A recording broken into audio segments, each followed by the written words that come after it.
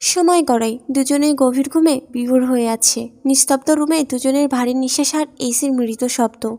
বাইরে জ্যোৎস্নার আলো, সাদা থাই গ্লাস আর পর্দা ভেদ করে একটু একটু চাঁদের আলো দেখা যাচ্ছে। বাইরের নিশাচর ভবঘুরে পাখিগুলো করুণ সুরে ডাকছে। উদয়ের ঘুম হালকা হয়ে আসে। রোজ রাতের এই সময়টাই ঘুম ভেঙে যায়। আজও তার ব্যতিক্রম হয়নি। আস্তে আস্তে চোখ মেলে তাকায়।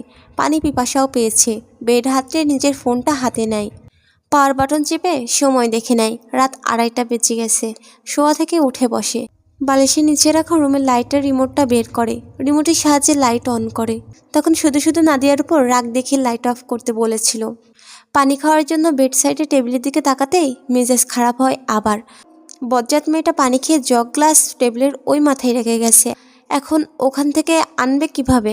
ডিভানের উপর শুয়ে থাকা নাদিয়ার দিকে তাকায়। বিভোর হয়ে ঘুমাচ্ছে। মুখ দেখা যাচ্ছে না। ডোর ভেতর থেকে লক করা। প্রহরকে আসতে বলেও লাভ নেই। নাদিয়ার দিকে তাকিয়ে গালাগালি করে কিছু সময়। এখন পানি না খেলে ভালোই লাগবে না। পানি খেতেই হবে। রোজকার অভ্যাস এটা। প্রত্যেক দিন জগ গ্লাস বেডের পাশেই থাকে। উদয় হাত বাড়ালেই নাগালে পায় দুটোই। আজকে আর নাগালে আসবে না। বেড থেকে নেমে কোনোভাবে পানির কাছে পৌঁছাতে পারলেও বেডে ফিরে আসতে পারবে না। এর আগেই অনেকবার চেষ্টা করেছে একা একা হাঁটার। ফলস্বরূপ ধপাধপ করে আছাড় খেয়েছে প্রতিবার। তারপর বাড়ির সবাই এসে ধরে আবার বেডে বসিয়েছে। বেড থেকে পা নামিয়ে দেয়। নাদিয়ার দিকে তাকিয়ে আবার কতক্ষণ বকাবকি করে। জানেই উদয় হাঁটতে পারে না। রাতে ওর পানি খাওয়ার প্রয়োজন হতে পারে। জগ গ্লাসটা ওর হাতের নাগালে রেখে যাবে না। ইচ্ছে করে দূরে রেখে গেছে ওকে শায়েস্তা করার জন্য। বকাবকি বন্ধ করে বাম পা ফ্লোরে রাখে।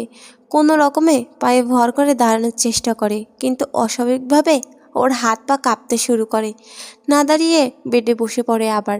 দাঁড়ানোর মুরদ ওর নেই। দাঁড়াতে হলে একজন মানুষের সাপোর্ট প্রয়োজন। নিজের হাতের দিকে তাকায়। আরে, স্টিক দিয়েই তো জগটা ওর কাছে নিয়ে আসতে পারবে। বাম হাতে স্টিকটা উঁচু করে ধরে। জগের সাথে বাঁধিয়ে একটু একটু করে নিজের দিকে নিয়ে আসতে থাকে। প্রায় হাতের নাগালে চলে এসেছে। আর একটু ধরবে ধরবে, ঠিক তখনই জগটা ফসকে পড়ে ভেঙে যায়। কিছু ভেঙে যায় শব্দে ধরফড়িয়ে ঘুম থেকে উঠে বসে নাদিয়া। দ্রুত গতিতে এদিক ওদিক চোখ ঘুরায়। উদয় বেডে পা ঝুলিয়ে বসে থেকে তাকিয়ে আছে ফ্লোরের দিকে। নাদিয়া উদয়ের দৃষ্টি লক্ষ্য করে নিচের দিকে তাকায়। কাঁচের জগটা ভেঙে পড়ে আছে। পানিতে ভেসে গেছে অনেকটা জায়গা। নাদিয়া দ্রুত ডিভান থেকে নেমে আসে। কি হয়েছে আপনার? উদয় মুখ তুলে নাদিয়ার দিকে তাকায়। নাদিয়ার ঘুম জড়ানো চোখ মুখ দেখেই উদয়ের দৃষ্টি স্থির হয়। এলোমেলো চুলগুলোতে ভীষণ মায়াবী লাগছে নাদিয়াকে দেখতে।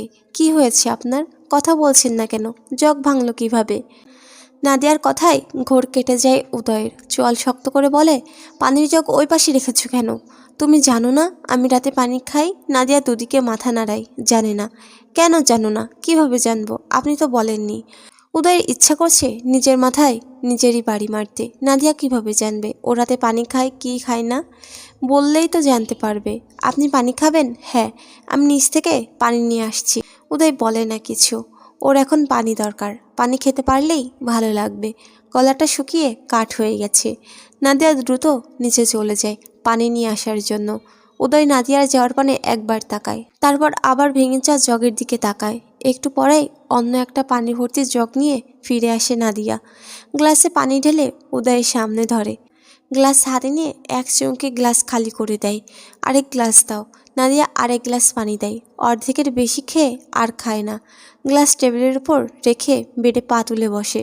গম্ভীর গলায় বলে, এরপর থেকে সবসময় পানির জগ গ্লাস এই পাশে রাখবে, যেন আমি নাগাল পাই। নাদিয়া মাথা নাড়ায়। যাও, ঘুমাও এখন। নাদিয়া ফ্লোরের দিকে তাকায়। ভাঙা কাঁচ আর পানির ছড়াছড়ি। নাদিয়াকে না ঘুমিয়ে কাঁচ পানি পরিষ্কার করতে দেখে কিছুটা রেগেই বলে, এই মাঝরাতে এখন এগুলো পরিষ্কার করতে হবে? কাল করা যাবে না? যাও ঘুমাও। সকালে পরিষ্কার করলেই হবে। ভুল করে যদি কারো পায়ে লেগে যাই, পরিষ্কার করছি, আমার সমস্যা হবে না। এক নাম্বারের ঘাটতারা মেয়ে একটা। বিড়বিড় করে বলে কথাগুলো। নাদিয়া ফ্লোর পরিষ্কার করা শেষ করে ডিভানের দিকে এগিয়ে যেতেই উদয়কে ডেকে ওঠে। কিছু বলবেন? ওয়াশরুমে যাব আমি। এদিকে আসো, আমাকে ধরো। নাদিয়া বড় বড় চোখ করে তাকায়। ওকে ধরতে বলছে, তাও নিচ থেকে? আসছো না কেন? তাড়াতাড়ি আসো। নাদিয়া এগিয়ে যায়। ডান দিক থেকে ধরো আমাকে। নাদিয়া ধরে উদয়কে। ব্যাটা চিকন খাম্বার কাঁধের নিচ পর্যন্ত নাদিয়ার উচ্চতা। নাদিয়ার কাঁধে ভর করতে গিয়ে একটু ঝুঁকে যেতে হয়েছে। উদয় শয়তানি এক হাসি দেয়। মজা বোঝাবো এখন।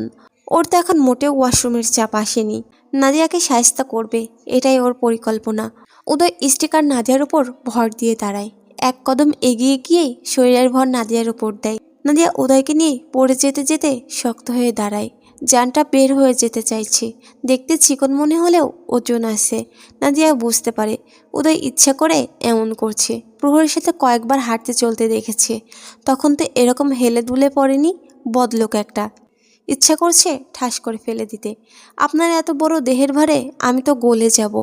নিজের পায়ে শক্ত হয়ে দাঁড়ান। তুমি জানো না আমি দাঁড়াতে পারি না। বলতে বলতে দেহের পুরো ভর নাদিয়ার উপর ছেড়ে দেয়। ফলস্বরূপ দুজনেই ঠাস করে নিচে পড়ে যায়। উদয়ের মেজাজ গরম হয়ে যায়। এভাবে পড়ে যাবে কল্পনাও করেনি। ভেবেছিল নাদিয়াকে শায়েস্তা করবে, কিন্তু উল্টো নিজেই শায়েস্তা হয়ে গেল। আহারে বেচারা। উদয় মেজাজ দেখিয়ে ধমকে উঠে বলে, একটু শক্ত করে ধরতেও পারো না? নাদিয়া মিনমিন করে বলে, নিজেকে দেখেছেন আর আমাকে দেখেছেন?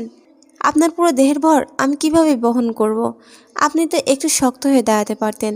উদয় ধমক দিয়ে বলে, ফেলে দিলে আবার মুখে মুখে তর্ক করছো মেয়ে? নাদিয়া আগের মতো করেই বলে, ভুল বললেন, আমি ফেলিনি, উল্টো আপনি আমাকে ফেলেছেন, তাও ইচ্ছে করে। সরো। কিভাবে সরব? আপনি তো আমার উপরে পড়ে আছেন, আপনি সরুন। উদয় খেয়াল করে দেখে আসলেই নাদিয়ার উপর পড়ে আছে। বাম হাতটা ভর করে নাদিয়ার উপর থেকে সরে উঠে বসে। খুব একটা ব্যথা পায়নি, আসতেই পড়ছে। নাদিয়া নিজেও উঠে বসে। এত বড় দেহের নিচে চাপা পড়ে বেশ ব্যথা পেয়েছে বেচারি। এই তুমি আমার দায়িত্ব নিতে চাও? সামান্য ওয়াশরুমেই নিয়ে যেতে পারলে না। ধরো আবার, কাউকে ডাকতে হবে না। নাদিয়া শাড়ি ঠিক করে উদয়কে ধরে আবার। উদয় এবার নিজের উপরেই ভর রাখে বেশি।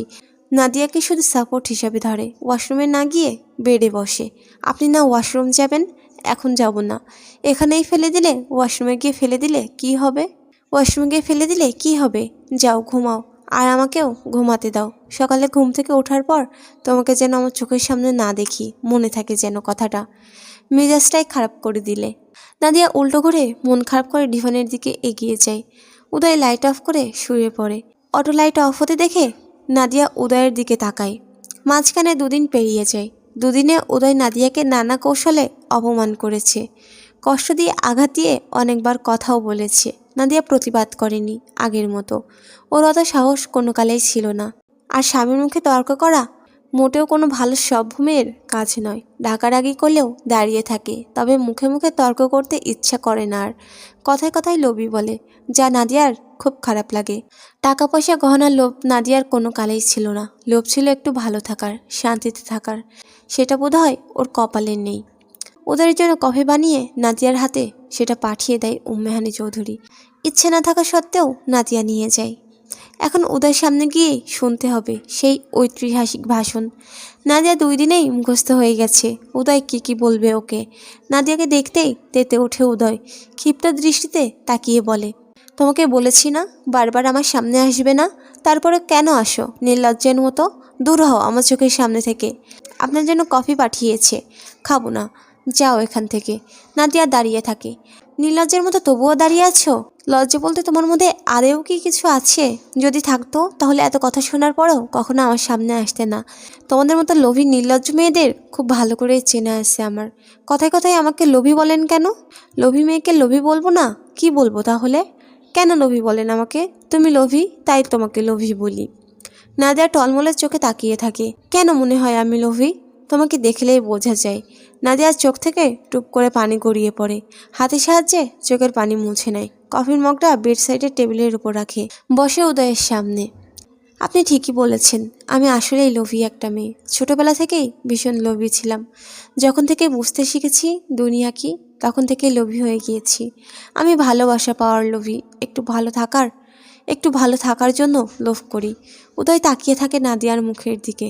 আপনাকে আজকে একটা গল্প শোনাই, আমার জীবনের গল্প। আমার জন্ম আজ থেকে আরও 22 বছর আগে। জন্মের সময় নিজের মাকে খেয়েছি। আমি এমনটা বলি না, সবাই বলে এমনটা। আমি জন্মের সময় আমার বাবার প্রথম ভালোবাসাকে খেয়েছি, তাই দ্বিতীয়বার বাবার কোলে ওঠার ভাগ্য আমার হয়নি। মায়ের কোলে দ্বিতীয়বার ওঠা হয়নি। মায়ের বুকের ওম পাওয়া হয়নি কখনো। নানির মেয়েকে খেয়েছি, তাই নানি দুই চোখে দেখতে পারে না আমাকে। ছেলে হয়ে না জন্ম হয়ে মেয়ে হয়ে জন্মেছি, তাই দাদির চোখের কাটা আমি। নাদিয়ার চোখ থেকে টুপটুপ করে পানি গড়িয়ে পড়তে শুরু করে। শাড়ির আঁচল দিয়ে চোখ মুখ মুছে নিয়ে বড় করে একটা শ্বাস নেয়। উদয় পরের কথাগুলো শোনার আগ্রহে তাকিয়ে আছে নাদিয়ার মুখের দিকে। পরবর্তী পার্ট শোনার জন্য আমার চ্যানেলটা অবশ্যই সাবস্ক্রাইব করে পাশে থাকা বেল আইকনটি অন করে রাখুন। ধন্যবাদ।